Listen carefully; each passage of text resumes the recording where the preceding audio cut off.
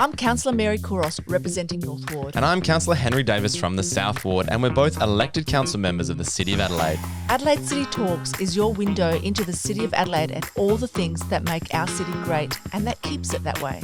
Now, we don't always agree on everything, And our views are our own, but we don't hold back or skirt around the big issues. because this is our city, And it's your city. and there's a lot to talk about. So join us for Adelaide City Talks.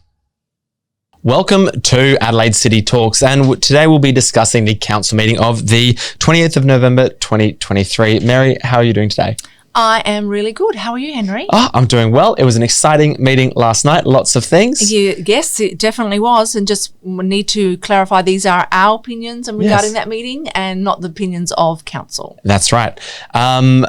And you know what I do find a little bit frustrating? So last night we had a meeting. Often these big agenda items that we deal with in committee, they aren't debated in the public. And, it was only a very short meeting. So, the way that it works now with the two committee meetings, we have finance and governance, and then we have infrastructure and public works.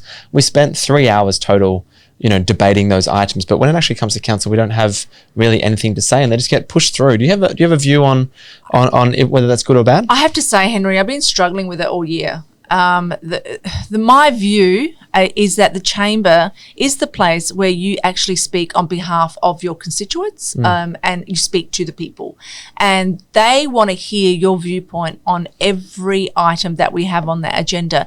Now, they might not tune in, but it's on record what you've said and where you voted and why you voted a certain way. I have found that the structure is almost like a gag.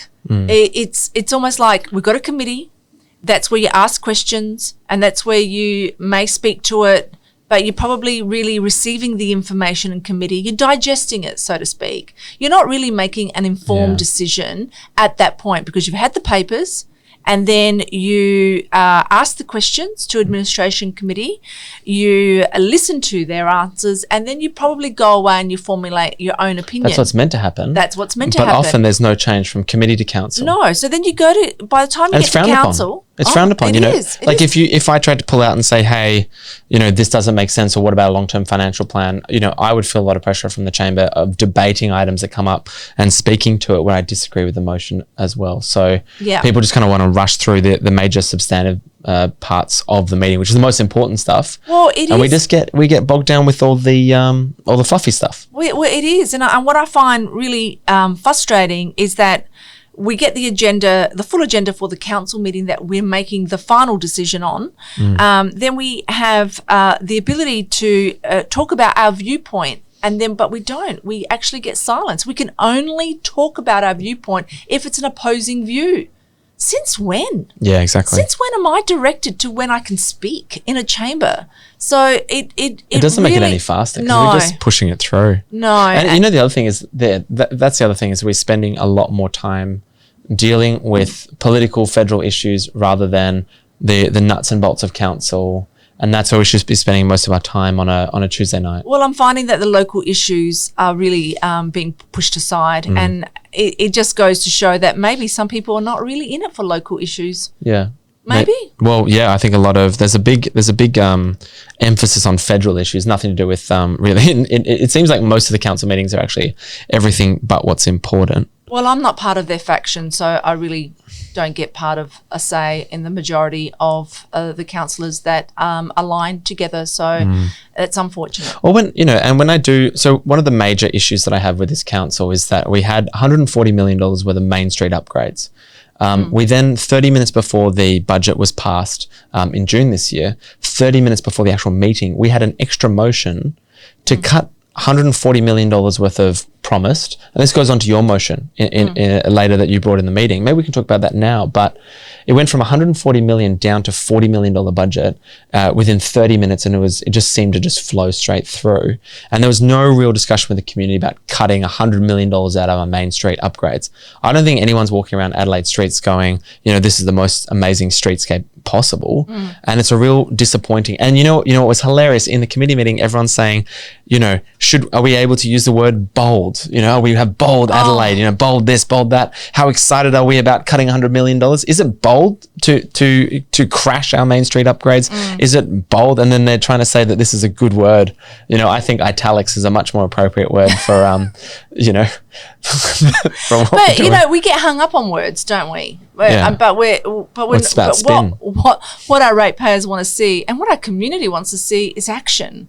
And let's go back to the community, Henry, and you brought it. Let's bring it round to that. Yeah, should we go to your motion? Yeah, I had a motion where I asked administration to put together a report that reflects the 40 roundtable discussions that were had, especially over COVID. I mean, the whole world stood still over COVID, and there was always the intention of council to, upgrade our main streets, and this was a visionary for part of the council's landscape of wanting to improve our city. And I'm very grateful that this council has taken on board that same vision. However, hardly like a third of that vision. But anyway, the motion was asking for the roundtables discussion to be formulated in a report, and this has come from a feedback from the community that attended these roundtable discussions. So these roundtable discussions, it's not something that I thought of the top of my head. They want to know if what that consultation or what those discussions that they had can be formulated in a report to be put as part of the consultation, to formulating the master planning. Well, I'm not even sure if we're going to go out to community consultation again for the master plans for the decreased budget. Yeah, you have to. Well, that's what I fear is that they're going to say, we've already done it. We've done these roundtable discussions, and then go, no, we're not going to look at the report, because there was massive pushback from the chamber for you putting together a report on community consultation, and they just didn't want to hear what people found important, right? So the Hutt Street major upgrade used to be $40 million budget for the consultation that was developed after these roundtable discussions, $40 million budget for Hutt Street. That's now $10 million, a quarter of what it is. So what I want to see out of your report is, what did people say was the most important thing for Hutt Street? Yeah. And how can we prioritize now this massively reduced budget underfunded project to deliver something, it's not going to be even a quarter of the value. It's going to be less than a quarter. It's going to be, it's going to be a tokenistic effort, I fear. Maybe some trees, things like that, make it look a little bit prettier, but it's not about stormwater and large infrastructure projects. And it just really saddened me, Henry. They didn't even want to hear it. And you said that in your summing up. Because they didn't want to hear it. You do not want to know what your community has said and would like to see on their main streets. A real shame. You virtually want to silence your community. I think I was yelling shame throughout the meeting. It's like you don't value what the community says. And in the end, I think it was voted. It was yourself. It was Arman. It was Jingli. It was myself, and it was Councillor Snape and Simon. It just passed. Yeah. So we had Councillor Martin, Councillor Noon, Councillor Giles, and Councillor Elliott, and Councillor Sibbentrip that said no. Yeah, we don't want to receive. We don't want to hear about what the community says. hear what the community said. No, and shameful. You know what? I have to go because I want to go on about it just a little bit more. Yeah. I loved Councillor Martin's reason. Well, Lord Mayor, we have a new strategic plan. We have a new council, and whatever the community said doesn't apply. And I said to him, it's your council. And he said, yes, but I was disenfranchised. And what? It was your council. It was the last council who developed these master plans. So how do you tell the community that whatever you say doesn't apply? Now, your efforts and your time was a waste. Anyway, bizarre. All right. So we got through the finance, governance, infrastructure and public works. And then a very interesting topic, the Deputy Lord Mayor position. We now have a new Deputy Lord Mayor elect in Councillor Snape. Councillor Kieran Snape, congratulations on your appointment. I'm sure you're listening to our podcast. It's a little bit like watching Q&A. You'd be sitting there ripping his hair out, I'm sure. He's got on his favourites. Yeah, absolutely. But look, congratulations to Councillor Snape. And I did want to tell you a little bit of a story because this is one of those really interesting things. So, to listeners at home, essentially Deputy Lord Mayor gets a whole bunch of extra kind of honours and positions. So they get to represent the Lord Mayor when the Lord Mayor's not available. Now, there were rumours that there was going to be 3 candidates. Myself, Councillor Snape and Councillor Elliott. Now, as far as you and I are concerned, there's definitely a dominant faction in the council who normally all vote together. However, in this case, it seemed like the votes were going to go 4, 4 and 4 for each of the councils, which meant that the majority faction had actually split behind 2 of the candidates. And my guess, and this is a guess, is my view only, don't sue me, Lord Mayor, but the Lord Mayor was backing up Councillor Elliott, and Elliott had himself, the Lord Mayor, Jing Lee and Mark Stiebentrip backing him. Snape had another 4 and I had another 4. Now, the way that the voting procedure actually works is really interesting because what was going to happen is there are going to be 2 rounds of ballots. And the first round, would have been 4-4-4, a tie. We then have another round of ballots, and if it was 4-4-4 again, then it's a 33% chance of winning for each of the 3 candidates. Now, I suspected that on the second round, and we'll never know, but I suspect on the second round, someone was going to be inclined to change their vote for Councillor Elliott, and then he would take the majority and he would be the Deputy Lord Mayor. Now, my view is, Councillor Snape, I disagree with everything he has ever said, and I disagree with everything he ever will say. However, I know what he's going to say, I know what he stands for, and for me, Councillor Snape is a principled man. I think he's completely wrong on pretty much everything, but I would have much preferred to have seen someone like that become our Deputy Lord Mayor rather than someone like David Elliott, where I just don't know where he stands on most issues. I get really confused, and I really don't know, I can't anticipate what he's going to say in the chamber. So, for that reason, I said, look, I don't want to take the chance in the second round. So I voted for Councillor Snape. And it turns out, and it was really funny because when the votes came out and read it, the Lord Mayor looked at it. I could see her face. She was a little bit surprised that it was, that this Councillor Snape had won. And then you asked, what was the vote? What was the vote? And she said, I don't want to tell anyone. And she said, I don't want to tell anyone on the vote. And you said, no, you have to. Yeah, well, she does. And then she said, I didn't want to embarrass Councillor Davis. I was like, why would I be embarrassed? Why am I going to be embarrassed by this vote? And then she says, well, Councillor Snape got 8 votes. Councillor Ellie got 4 votes. And then I think I piped up and said, who voted for me? Nobody voted for me. Not even yourself. I didn't even get a vote. I feel so betrayed. So it was quite a bit of an interesting run at it, and I think I'm glad with the outcome. I don't think that I would have been successful in the end. I don't think that the faction would have ever allowed me to be the Deputy Lord Mayor, but I was very glad to see Councillor Snape over Councillor Elliott as the Deputy Lord Mayor. Well, I was a little bit surprised, really surprised, not a little bit, I was really surprised when I received a call from David Elliott telling me that he's putting up his hand. Oh, yeah. I was actually in shock because I honestly thought, we know that Councillor Snape wanted this gig, I think, from the moment he stepped into council. It's been his dream to be Deputy Lord Mayor. Yeah. And, from a person that, worked in hospitality and, to go up to being a Deputy Lord Mayor, it's a big leap for him. It's a big thing, big leap. So he really, really wanted this role. When Councillor Elliott rang me, I was actually shocked, like I said, and I had to digest this information. I thought, what? Why are they all backing him? Yeah. And I asked him the question, I would have thought that you were all, they're all tight together, that you will be backing Councillor Snape. Now, I don't know if I'm allowed to divulge his reasons, and I probably won't, but I feel as if that was a private conversation and I shouldn't, but the reasons that he gave me wasn't good enough for me.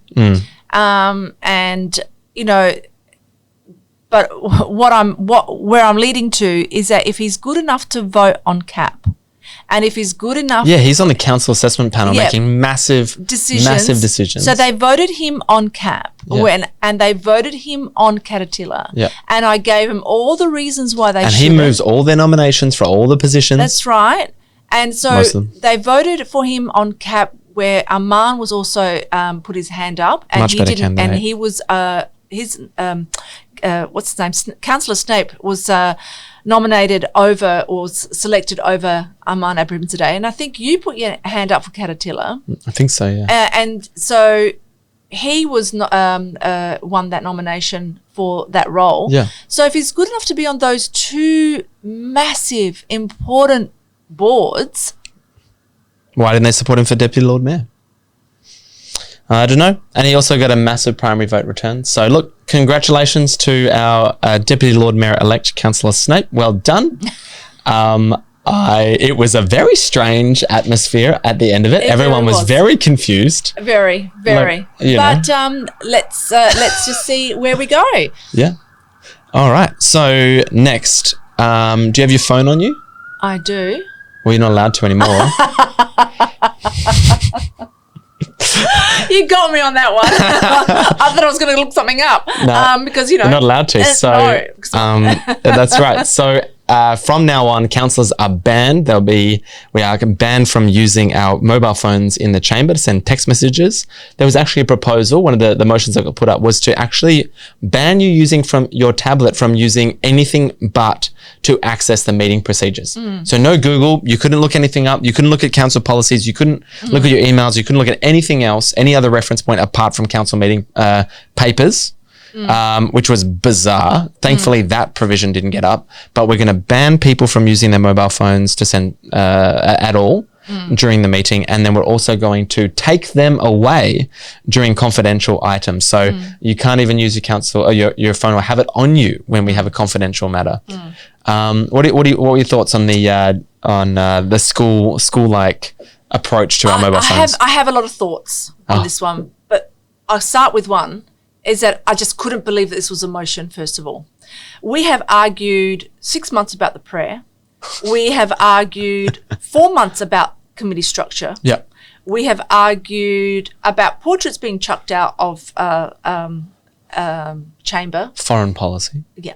Oh, we've argued about foreign policies, which is important to the community. That's community driven. Some of them are community driven. Let's say that. The referendum. All these things, not roads, rates, rubbish. We have argued so much about non-council business that it gobsmacked me that we were going to be sitting here debating about phones. That was my first thought. Now, that's my first thought as a ratepayer. If I was watching this as a ratepayer, I'll be going, my God, do you want to be bold as a council or what? Is this your definition of being bold? No delivery. No delivery on the last 12 months. I'm so disappointed. Number two, the other thing that was going in is a councillor. That was my other hat. And as a councillor, I think I'm not in a school classroom. They do not have, they have mobile phones, so they do not have this rule in Parliament, right? They do not have this rule in federal Parliament. But yet we're going to impose this rule in local government whereby I am not able to use my phone without asking the teacher's permission. And I think we're adults. If you cannot control the use of your phone, then what is the point of being an elected member? If you cannot make a decision to put your phone down when it should be put down, then who are you as an elected member? What does that say about you? Yeah, it really was surprising. It irks me. And look, the thing is, you're a small business owner. You understand the pressures that come with a small business. So do I, right? There are people there who have children, partners. Armand Abrahimzadeh was saying, well, I have kids at home. Every now and again, emergencies come up. So, my point is, look, residents, if you don't want me to use my phone, and if you don't want me to have any other competing interests, then vote for someone who's unemployed or retired. Yeah. Who don't have anything else. But if you want someone who actually brings a different version, if you want a father, if you want a mother, if you want someone who has their own business, who understands these things, there are other pressures, and we need to be able to juggle that. And that's really important. And we are big kids. We know what we're doing. And at the end of the day, we're still voting on motions and contributing council. We read our papers. And you know what? Some people just don't. They actually don't read their papers. They don't contribute. Well, look, you can vote them out in 4 years' time. At the end of the day, it's about representation. And for me, the other thing is I'll actually receive text messages from members of my community whilst they're watching the debate and give me viewpoints as well. So It's about, for me, it's against the Constitution to ban the use of mobile phones in a council chamber or any other resource that I need to actually do my job.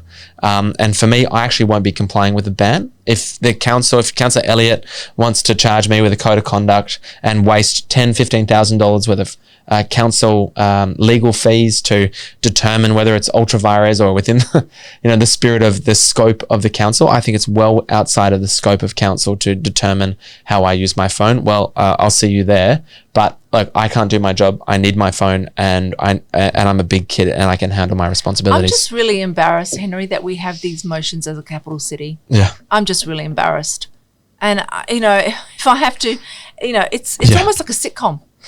Yeah. Absolutely. The media will ask me, what have we accomplished in the last 12 years? Not much. Oh, sorry, 12 months. It feels like 12 years. What have we accomplished in the last 12 months? Not much. We've banned phones and, reduced Main Street upgrades.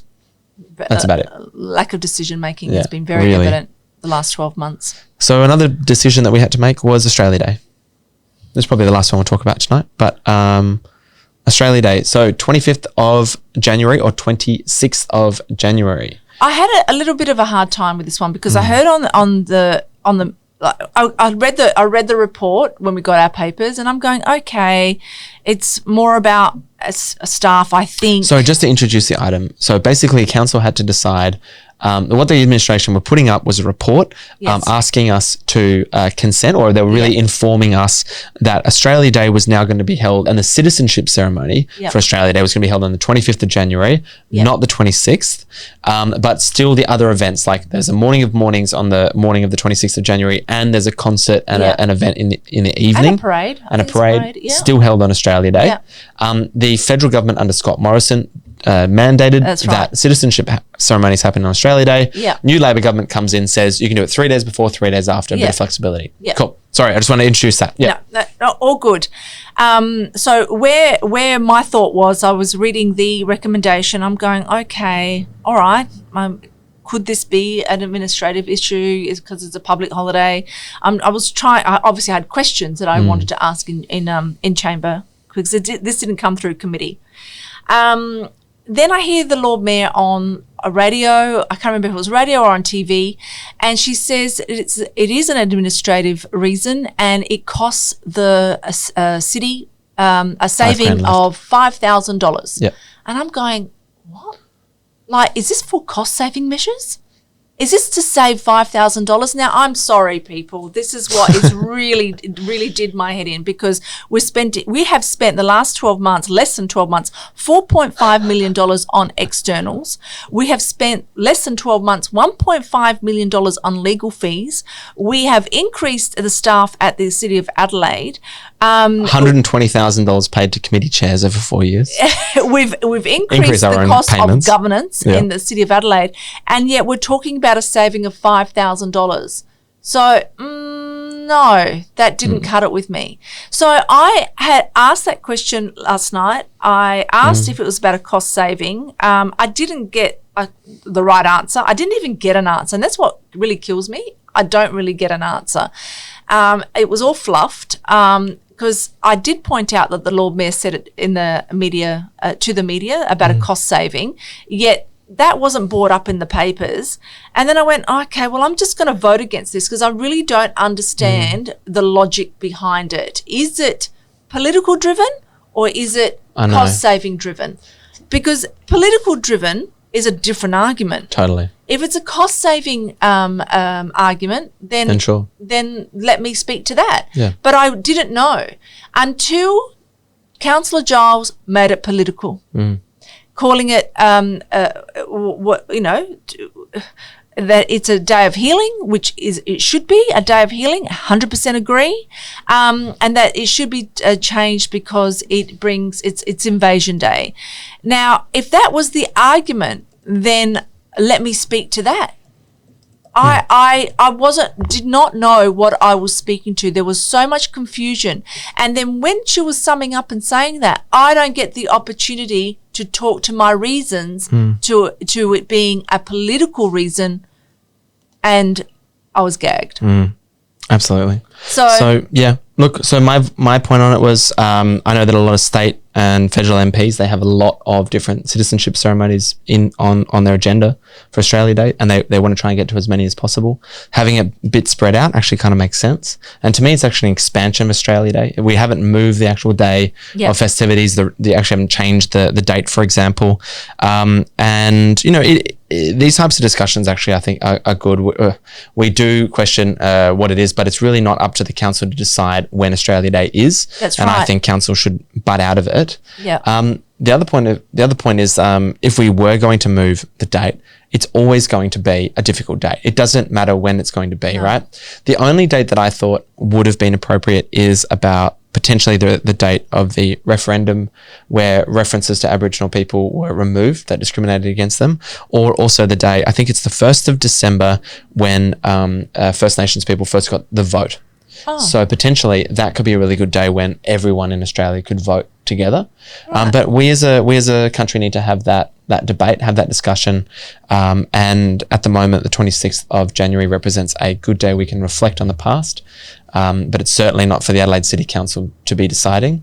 And in the end, because Councillor Janet Giles in her summing up made it political, I voted against it because I wanted to send a message that this is not council business to be deciding when to do it. We take our lead from the federal government. It's a national discussion, and really we should be focusing on our long-term financial plans. That was really disappointing as she made it political, because the recommendation had nothing about it being a political reason. And if it was about a financial reason, then let's talk about the bigger picture about our finances. If it's about, you know, letting staff not having staff stay home and enjoy Australia Day, well then let's talk about that. And how many staff are actually allocated to be there on Australia Day. I don't think there's that many. So anyway, we didn't get to have that discussion because that was it. And we got gagged as well, which is a bit annoying. Keep getting gagged. All right. Well, anything else? Well, we had a motion honouring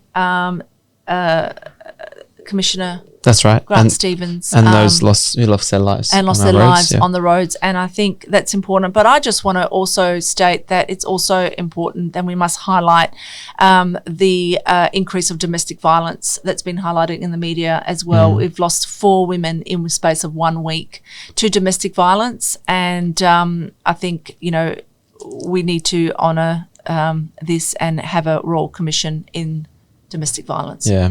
You know, this isn't, we have a very small part to play in that, I think. Yeah. But for me, the biggest thing that needs to happen is urgent accommodation, so that women have somewhere to go. Yeah. And even when they have older children as well. So it's not just those under 18, but, you know, there needs to be, you know, we need somewhere safe that women can go when they're experiencing it. It's been a little bit tragic the last couple of weeks. Yeah. So, yeah. Okay. Well, thank you very much, Mary, for another podcast, and we'll see you in a couple of weeks. Until next time. See you. Bye.